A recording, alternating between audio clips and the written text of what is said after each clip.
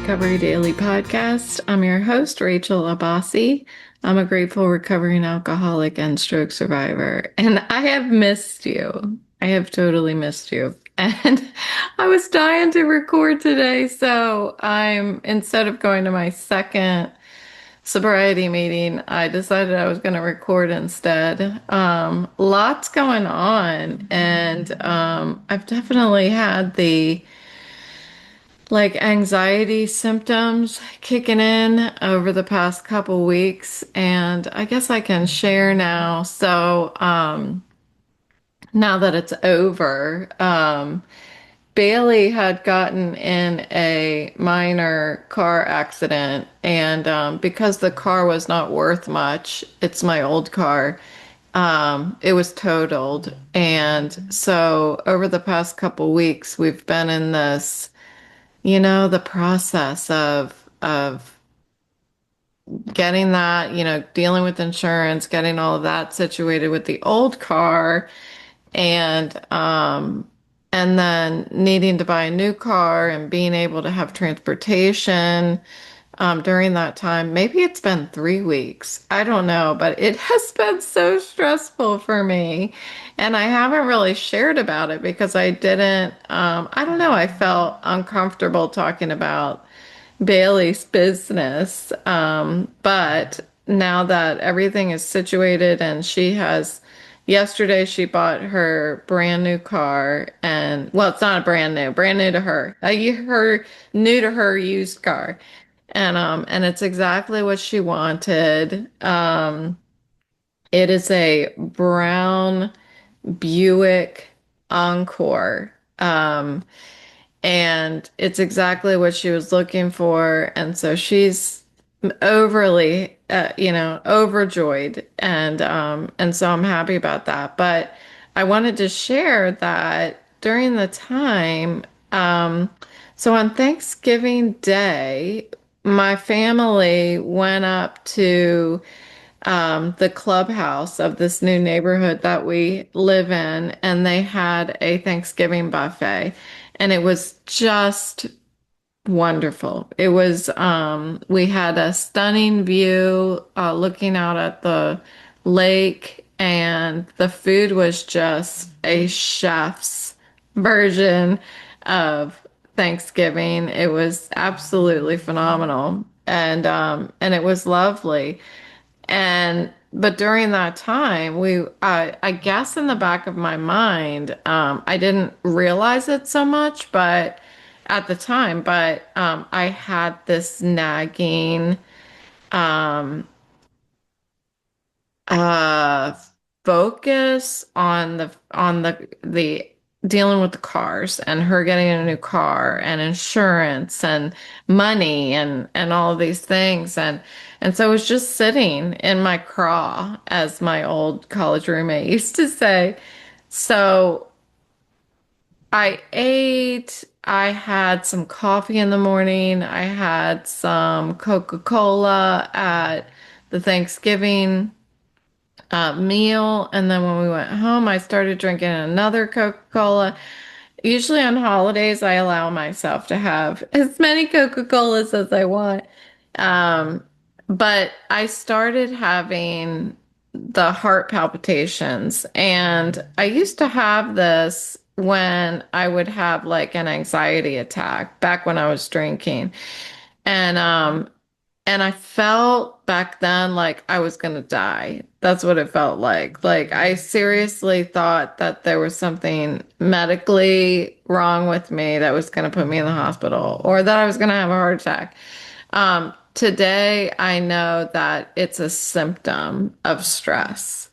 It doesn't make it any less uncomfortable, but it does allow me to understanding that it's not going to kill me, understanding that it's just a symptom of stress, allows me to look at it, breathe through it. Um, and that's what I've literally been doing for since Thanksgiving. It's Tuesday now.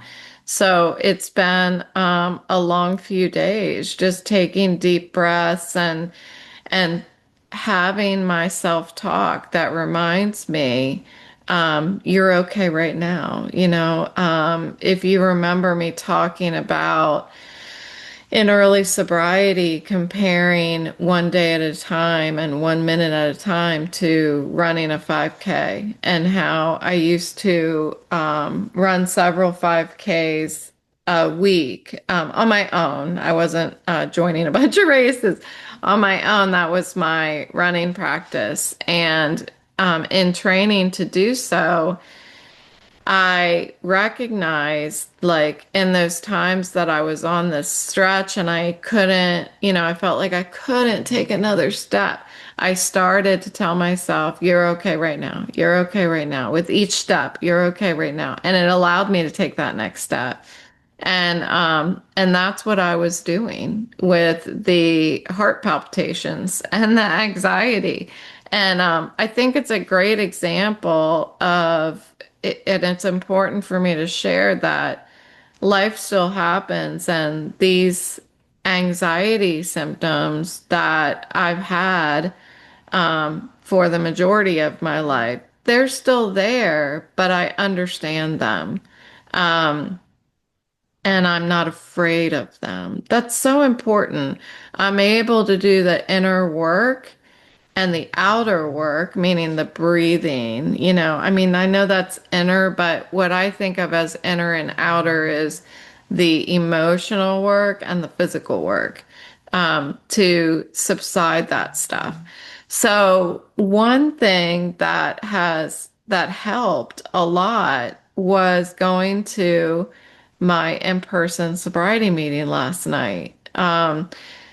I've been going now since we moved to the new neighborhood. I've been finally getting to go to an in-person meeting because the drive is like 5 minutes. It's within the neighborhood.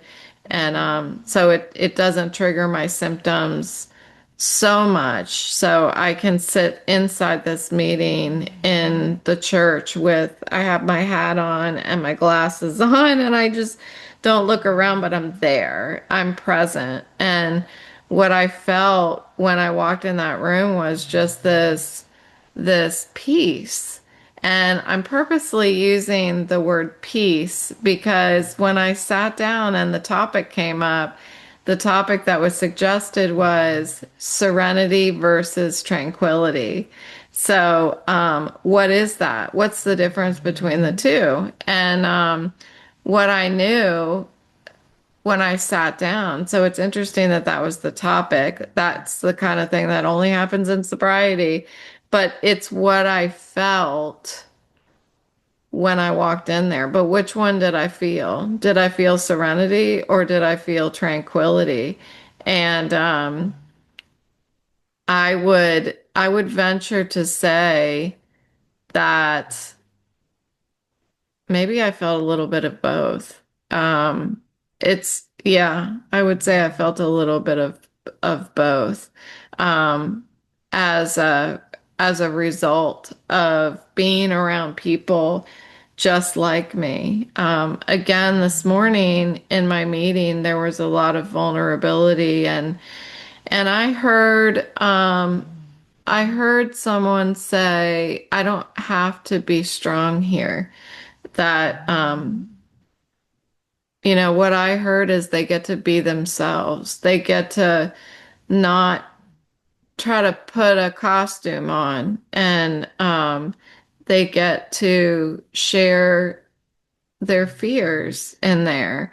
And that is what I think breaks down the pain in order to have that serenity surface. I shared both last night and this morning that I believe very strongly that serenity and joy is always within me, and I like to picture it as being at the bottom of my dark place. But my dark place is dark because that's where all my pain goes.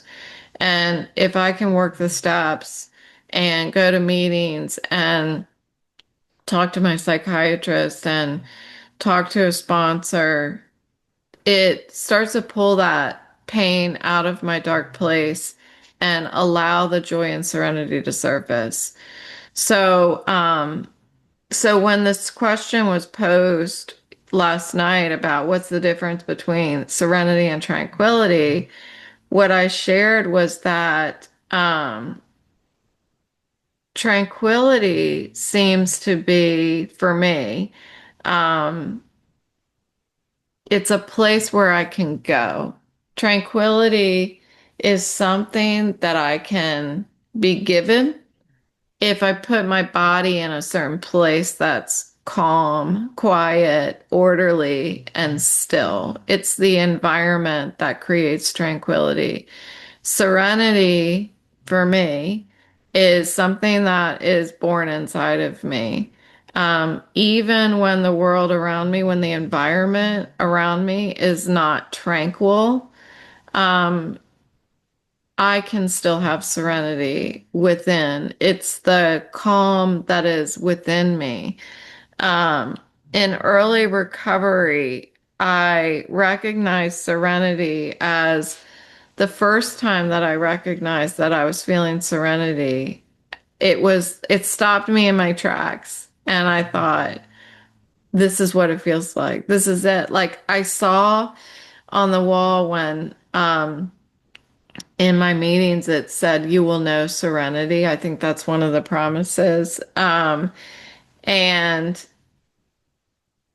I thought, well, I know what serenity is, but that's not what it was saying. It was saying you will feel it.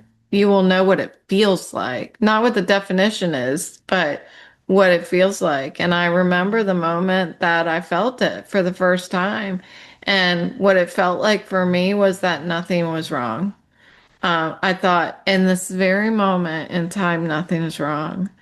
And what's interesting is, we go to the beach, we go hiking, we go to the spa, we go to places that we are chasing environmental peace, chasing tranquility, go to a quiet room in your house or creating predictable days in your week where you know exactly what's going to happen.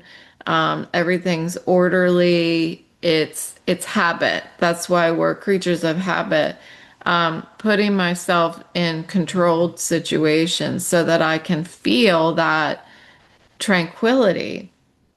Um, but no matter where I put myself back when I was drinking, I didn't have the serenity on the inside. The the serenity that I was chasing was actually tranquility. The serenity was something that was waiting inside of me, buried underneath all of that fear and pain.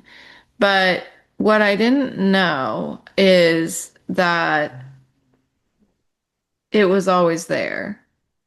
Um, so I just think it's pretty fascinating how my perception of serenity and tranquility it was all lumped together and it was something I was chasing. I was trying to find it externally. Um, and I began to believe, especially in my darkest times, that serenity was impossible. Not only did I feel like serenity was impossible, but I felt like my self-esteem and my deserving was impossible. I felt like I didn't even deserve to have that serenity. Um, what I didn't understand is that my serenity was just covered up. And I was continuing to just bury it when I was drinking. It was covered up by the pain and the fear. It was covered up by that self-protective blanket that I wrapped around myself, the isolation. And it was covered up by my thinker, meaning I could not turn off my thinker. My thinker was just in overdrive, trying to survive, trying to outsmart my depression and my anxiety, trying to outsmart my environment. And I thought that if I could outsmart my environment, then I would be finally free. Um, the the serenity was not something that I needed to put myself in. It was serenity was something that needed to be pulled out. The but it could only be pulled out after the pain. I need to take a break and let you know that Boris, who's right beside me, let me move the camera. He's laying on my lap. You can barely see him. Whoops, I almost spilled my coffee. Um, he just let the biggest stinker go, and I could barely breathe. Woo, okay, it's gone now. Yeah, it's gone. It's gone now. I couldn't help it. I had to tell you. Whew, that was terrible. Okay, so serenity, it's continuous. It's continuous. So the serenity was not something I needed to put myself in, but it was something that needed to surface after pulling the pain out of me. It was something that would be revealed inside of me when that pain was pulled out. Um, Emotional sobriety is, I feel like emotional sobriety, I don't believe is interchangeable with serenity. Emotional sobriety, for me, I feel like is a practice. I feel like emotional sobriety, just like the spiritual, the physical, all of these sides, it's a process. It's the practicing the principles in all of my affairs. Um, but serenity is a product of emotional sobriety in my eyes. Um, somebody mentioned last night, about how serenity for them is not the absence of problems, but it is the presence of God. It allows them to face the problems. And that's interesting because um, I dreamed last night that I was sewing a superhero costume, like a real one, not somebody's Halloween costume. The real superhero needed a costume, and it was green. And I don't know what superhero it was. I asked Chatty what superheroes are green. So we're going to go with Green Lantern, which is referenced several times on Big Bang Theory, which is one of my favorite shows that I used to watch. Anyway, I had to sew this costume, and I got to go like on those sewing shows that I used to watch also, that I would love to still watch if I could. Um, I got to go to Mod, which is the big fabric store, and pick out the green fabric for for the costume. Anyway, it was odd. The dream was odd. But when I woke up this morning, my brain was focused on superheroes, and what I thought of this morning in my share was that the steps were really a way of slowly stitching together that superhero costume that allowed me to face my problems. And But I forgot about that share last night, that God is what helps me face my problems. Maybe God is that superhero costume. And but the problems are still there. And when I'm able to, because of the principles of the program, um, turn down the volume of my thinker and open up my faith and trust, knowing this helps me all the time, knowing that there is another side to the pain. There is another side to the problem. Um, and I like to picture myself on the other side of the problem. And that tends to calm me down. Something I learned in my uh, peer recovery support course that I'm taking is that sometimes when we're feeling like I can't go on, or we're feeling like we're never going to get through a problem, um, that we can create time and space mentally, create time and space, and it helps to reduce the pain, the anxiety, the depression of the problems we're facing. And I think that's what I'm doing when I'm picturing myself on the other side of a problem. I'm creating time and space in my mind.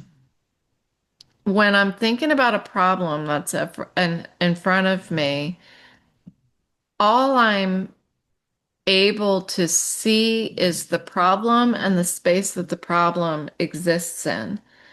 But if I picture myself on the other side of the problem, where the problem is resolved, I am mentally creating time and space, and it frees me. It makes me feel like I'm not trapped behind the problem. And that made a lot of sense to me. Um, Having a higher power in my life is gives me like a calm center. Um, it doesn't erase the chaos, the problems. It gives me somewhere to retreat to, somewhere healthy to retreat to. And I'm not stuffing the problem into my dark place, and I'm not retreating into my dark place. What I'm doing is finding a fortress of solitude inside of me. Just pulling it back again on the superhero thing. Um, Serenity grows when I surrender that story in my head and find a way to visualize not being trapped behind the problem and creating the time and space ahead of the problem, beyond the problem. And that's when I'm actually thinking realistically, if that makes sense. It does make sense in my head, so it's got to make sense to somebody else because I'm not unique. Um, So acceptance is really that doorway to serenity. Um, Acceptance doesn't mean that I approve what happened or that I like what happened. Um, but what it's doing is, and that's interesting. Gosh, everything's kind of coming together for me today. I'm listening to the next chapter of our class, and it was talking about when we forgive. The chapter was about forgiveness, and it was saying forgiveness is not like liking what happened to us. Um, it's not approving what happened to us, but it's more accepting that it happened and making the decision to move forward, making the decision that I deserve to be happy despite that happening to me. That takes a lot of courage, a lot of courage. And acceptance is choosing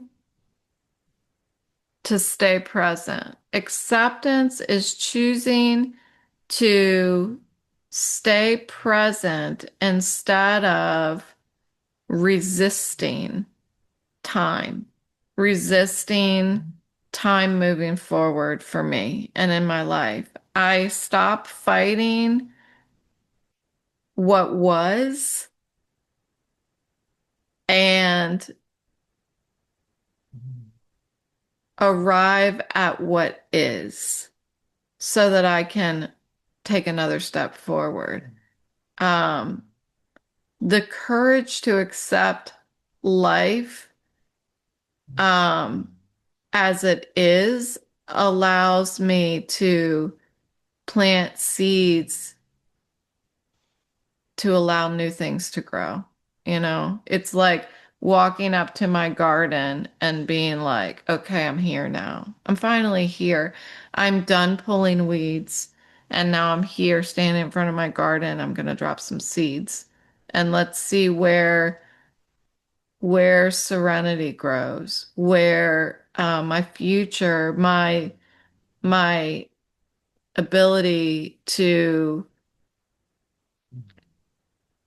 deserve. You know, it's something I have to work at to get those feelings that I deserve. I deserve to be happy. Um, serenity is is a state that I can, ever since I felt it for the first time, that I can return to over and over again. But it takes practice. I'm telling you, Bobes is stinking me out of the room. It's really terrible. Whew. Mm. I almost want to shut my mouth. Oh dear. I know you're laughing. Okay. So, serenity, I can return to it if I pause. If I pause to take that deep breath. Even with that anxiety that I felt over the past couple weeks, I still can return to serenity within that if I make a conscious effort to do so. If I pause, take a deep breath, which I was doing over and over again, if I shut down the fear-driven stories in my head that all the things that are not going to work out. That's what I kept saying. Bailey going to get this car, like I gave her my credit card to buy it. What if that doesn't work, you know? She traveled like an hour. She got a ride to buy this car, and I'm like, what if she doesn't buy it and I have to get her an Uber back home? We tried to get her a rental. Did you know that it is nearly impossible to get a 24-year-old a rental um, on their own? It's not impossible, but in our situation, it was impossible, seeing that we moved and her license had our old address, and she couldn't provide that extra like utility bill or whatever proving residency. It was just we couldn't do it. We simply could not get her a rental, and that was very stressful as well. But shutting down those fear-driven stories of what is gonna happen, what could happen, and leaning on faith, even when I don't know, I don't understand how it's going to work out. And it did. It did. It worked out. And I think there were even moments that Bailey was telling me, it's going to work out. I don't know how, but it's going to work out. And I like to think that she started thinking that way because that's what I was telling her until I got to the point where I was like, I can't take it anymore. I'm going to have a heart attack if we don't get this car. But I knew from experience that serenity lived inside of me. It's not in the world around me. It's not in the circumstances that I'm in. Serenity is not dependent on lack of problems. And living this way, knowing this, is it lets me live fully even when living fully feels uncomfortable sometimes. I'm not ruled by fear, but I'm guided by the experience that serenity is in me. I just need to surface it. It's my job, it's an inside job. So it was a fascinating little adventure that I have taken over the past, like, gosh, it's only been like 12 hours, I suppose. 12 hours. Yeah. Yeah. 12 hours about serenity and tranquility. Like, tranquility is a moment, and serenity is like a way of being that can radiate from us, really, if we practice the principles. We practice not even the principles, but practice the tools that we're given through working the principles.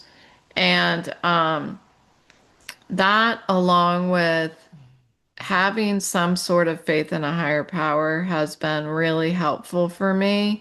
So the steps, the tools that I've put in my toolbox about breathing, pausing, knowing when I'm telling myself a fear-driven story, and turning down the volume of my thinker, and then talking to my higher power in times of like stress. I try to talk to him as much as possible just to build the habit.